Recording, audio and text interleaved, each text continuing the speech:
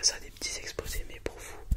Mais là c'est bien moins stressant qu'en classe parce que je suis devant une caméra et pas 25 élèves qui sont là pour juste te regarder ou s'en battre totalement les couilles, hein, parce qu'on sait souvent qu'ils écoutent pas vraiment. Mais bon, là j'espère que vous allez m'écouter et je vais essayer de vulgariser ça pour que tout le monde puisse comprendre, hein, bien que moi aussi il faut que ça soit vulgarisé, sinon je comprends pas trop s'il y a trop de détails. Donc voilà, n'hésitez pas à me dire en commentaire si j'ai bien fait, enfin si je vais bien faire mon travail, parce que là vous n'avez pas encore vu, et s'il y a des choses à améliorer. Donc on va partir. Alors, vous connaissez sûrement les enjeux majeurs des décennies à venir, donc qui sont liés à la population qui est croissante constamment. Donc ça peut être la nourriture. D'ailleurs, Action contre la faim pour le Z-Event. Le Z-Event, ils ont réussi à récolter 10 millions. Voilà, c'était super. Petit aparté. Il y a le réchauffement climatique aussi. Et puis il y a l'énergie. Il va y avoir des problèmes énergétiques. Et il y en a plein d'autres encore, bien sûr. La montée des eaux, etc., etc. Alors, du coup, pour les plus perspicaces d'entre vous, vous avez sûrement deviné de quel projet je vais parler. Dans cette vidéo, je vais essayer, alors je dis bien essayer, de vous vulgariser un projet qui pourrait répondre aux problèmes énergétiques que nous rencontrons déjà et que nous rencontrerons encore plus dans le futur. Et ce projet, il pourrait sauver l'humanité. Alors, il se nomme ITER. Alors, disclaimer avant que je commence à approfondir le sujet. S'il y a des erreurs et des fausses informations, des coquilles, tout ça dans la vidéo, je m'excuse d'avance et n'hésitez pas à les corriger en commentaire, ça me ferait super plaisir. Surtout que j'aimerais bien, si vous avez plus d'informations encore, à me les faire paraître en commentaire. J'aimerais beaucoup en apprendre plus sur ce sujet.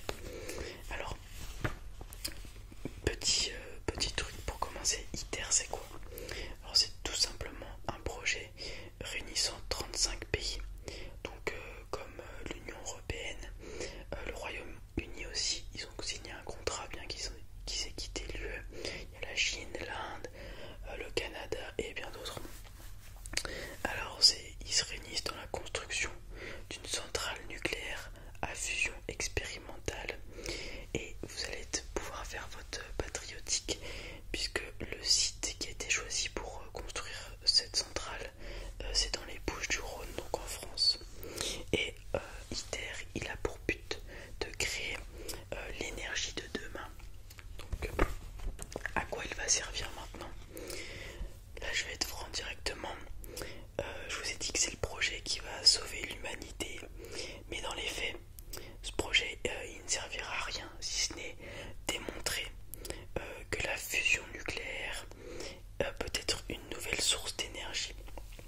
Et pour être plus précis encore, il cherche à démontrer la faisabilité d'une réaction auto-entretenue, c'est-à-dire une réaction qui consomme moins d'énergie qu'elle va en produire et aussi qui s'alimente tout seul.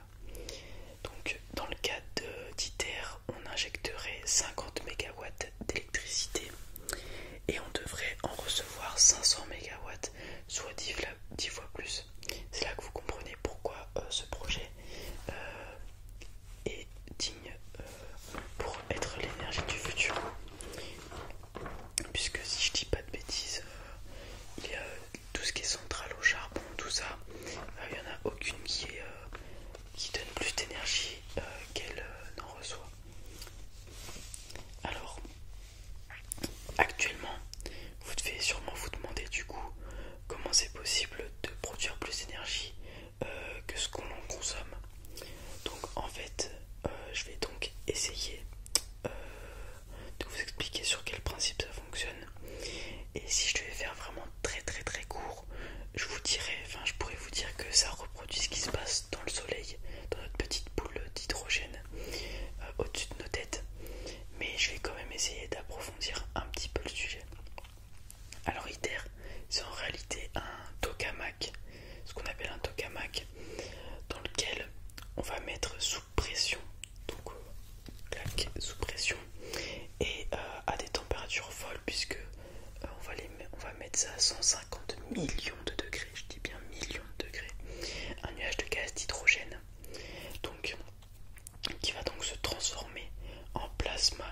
qui est par ailleurs, si vous ne le saviez pas, personnellement je ne le savais pas, c'est le quatrième état de la matière qui est le plus répandu dans l'univers, puisque tout simplement il est dans toutes les étoiles comme le soleil, et vu que rien que le soleil ça doit être 90% de la masse du système solaire, ça fait que 90% du système solaire c'est du plasma. J'en étais où? Donc voilà, une fois sous forme de plasma, les atomes d'hydrogène ils vont commencer à fusionner pour devenir des atomes d'hélium et par la même occasion produire une quantité phénoménale d'énergie. C'est donc par le biais de la fusion nucléaire que l'on peut produire autant d'énergie. C'est tout simplement ce qui se passe dans le soleil en fait. Alors pour le cas du tokamak, si je dis pas de bêtises, c'est deux isotopes particuliers de l'hydrogène qu'on va faire fusionner. Il faut que je les retrouve, mais je les ai oubliés. Je les mettrai peut-être là pendant le montage si j'y arrive. Ces deux isotopes particuliers, et parce que c'est les seuls pour l'instant qu'on pense pouvoir gérer. Alors maintenant, tout au long de la vidéo, je vous ai dit, je vous parle de ce projet qui va potentiellement sauver l'humanité, et personnellement je pense qu'il va régler le problème énergétique. Mais le problème, c'est que ITER, c'est qu'un prototype qui vise à démontrer que c'est possible en fait. Pour tout vous dire même, il pourra même pas produire d'énergie ITER en fait. Donc c'est un peu dommage. En fait, il faut voir ITER comme un investissement sur le long terme, puisque la fin de ces expérimentations sont estimées pour 2035 et le premier plasma en fusion, donc dans le tokamak d'ITER, c'est en 2025 qu'il est prévu. Donc vous voyez, on a encore un peu de marge.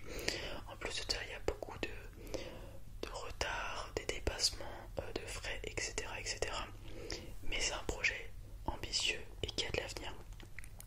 Alors ITER, c'est aussi, si je peux dire, le grand frère d'un second réacteur expérimental déjà baptisé DEMO.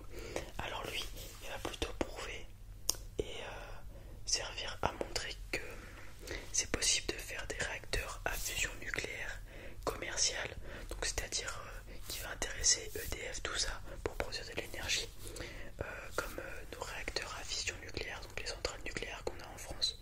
Donc voilà, celui-là il va servir à prouver qu'on peut commercialiser cette énergie. Donc voilà, ce qu'il y a à retenir, c'est que si ça fonctionne, si on arrive à faire de la fusion nucléaire sur Terre, ça pourrait régler potentiellement les problèmes énergétiques qu'on va rencontrer. Et en plus de ça, je vous l'ai pas dit, mais c'est beaucoup moins dangereux que la fission nucléaire. Il y a beaucoup moins de radioactivité. Si la centrale se coupe, ça fait pas d'explosion, ça s'arrête tout simplement en fait. Il n'y a plus de plasma, ça s'éteint, c'est tout. Donc voilà. Il y a encore d'autres petits détails si vous voulez approfondir le sujet. N'hésitez pas, c'est vraiment